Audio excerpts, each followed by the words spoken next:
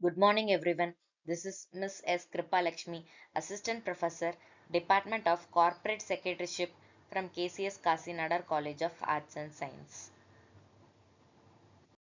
In this video, we are going to see Industrial Laws Unit 1 and Part 5. Annual leave with wages. These are the key provisions. First one, eligibility. An employee must have worked for 240 days or more in a calendar year. அதாவது ஒரு ஃபேக்ட்ரியில் ஒரு employee 240 டேஸ்க்கு மேலே அந்த calendar அந்த accounting இயரில் வந்து ஒர்க் பண்ணிட்டாங்க அப்படின்னா அவங்களுக்கு என்ன பண்ணுவாங்கன்னா லீவ் என்டைட்டில்மெண்ட் கொடுப்பாங்க. அதாவது நீங்கள் 240 டேஸ்க்கு மேலே இல்லை 240 டேஸ்க்கு ஒர்க் பண்ணிட்டீங்க இந்த இயரில். ஸோ உங்களுக்கு வந்து நெக்ஸ்ட் இயர், அதாவது ஃபாலோயிங் இயர்னா அடுத்த இயர் வந்து அவங்களுக்கு என்ன பண்ணுவாங்க அப்படின்னா இந்த லீவ் என்டைட்டில்மெண்ட் வந்து கொடுப்பாங்க. அதாவது அவங்க அந்த லீவை வந்து நெக்ஸ்ட் இயரில் வந்து யூஸ் பண்ணிக்கலாம் அப்படின்னு சொல்லுவாங்க. Second one, leave entitlement. Factories act one day of leave for every 20 days work. அதாவது இப்போ ஒரு அடல்ட் இல்லை அடலசென்ட்டாக இருந்தாங்கன்னா ஒரு 20 டேஸ் வந்து ஒர்க் பண்ணிட்டாங்க அப்படின்னா வந்து ஸோ அவங்களுக்கு வந்து என்ன பண்ணுவாங்கன்னா ஒரு லீவ் வந்து கொடுப்பாங்களாம். ஸோ அந்த மாதிரி அதுவே ஃபார் சில்ட்ரனாக இருந்தாங்கன்னா leave is calculated as 1 day for every 15 days. அடல்ட்டுக்கு வந்து 20 டேஸ் ஒர்க் பண்ணால் ஒரு லீவ் ஒன் டே லீவ் கொடுக்குற மாதிரி சில்ட்ரன்ஸ்க்கு வந்து 15 டேஸ் வந்து கண்டினியூஸாக வந்து வேலை பார்த்தாங்கன்னா 1 டே வந்து லீவ் கொடுக்கணும் அப்படின்னு சொல்லி சொல்கிறாங்க. ஸோ இது வந்து 15 டேஸ் டு 21 டேஸாக வந்து அப்ராக்சிமேட்டாக என்ன டேவாக வேணால் இருக்கலாம். அது வந்து ஒவ்வொரு ஸ்டேட்டுக்கு ஏற்ற மாதிரி வேரி ஆகும் அப்படின்னு சொல்கிறாங்க. நெக்ஸ்ட் ஒன் வந்து carry forward. Unused leave can be usually be carried forward up to a certain limit.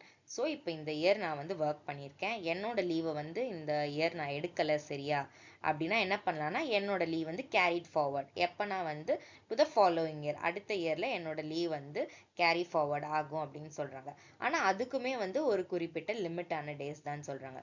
So example 30லேருந்து 45 days தான் வந்து கேரி ஃபார்வர்ட் பண்ண முடியும்.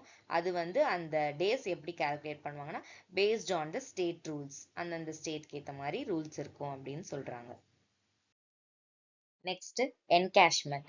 என்கேஷ்மெண்ட்னா on resignation, retirement or termination unused earned leave must be encashed and paid to the employee. அதாவது இப்போ ஒரு employee வந்து ஒரு ஃபேக்ட்ரியில் ஒர்க் பண்ணுறாங்க அப்படின்னா ஒன்று அவங்க ரிசைன் பண்ணாலோ இல்லை அவங்க ரிட்டையர் ஆனாலோ இல்லை அவங்கள நம்ம வேலையை விட்டு வந்து தூக்குனாலோ சரி, அந்த மாதிரி டைமில் அவங்களுக்கு வந்து அன்யூஸ்டு ஏர்ன்டு லீவ், அதாவது பெய்ட் லீவ் வச்சுருப்பாங்க இல்லையா யூஸ் பண்ணாமல், ஸோ அந்த லீவுக்கான கேஷை வந்து அவங்களுக்கு வந்து பே பண்ணிடணும், அந்த எம்ப்ளாயிக்கு வந்து எம்ப்ளாயர் வந்து பே பண்ணணும் அப்படின்னு சொல்கிறாங்க. Next wages during leave.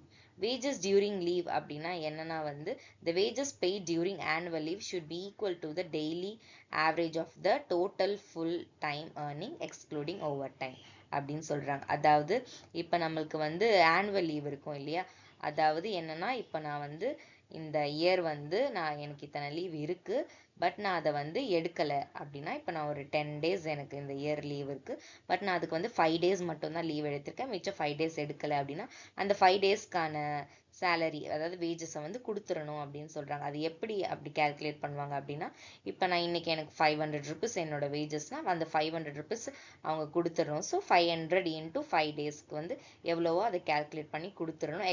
Excluding over time சொல்கிறாங்க.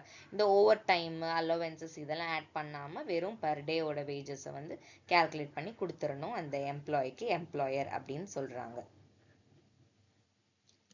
தேங்க்யூ.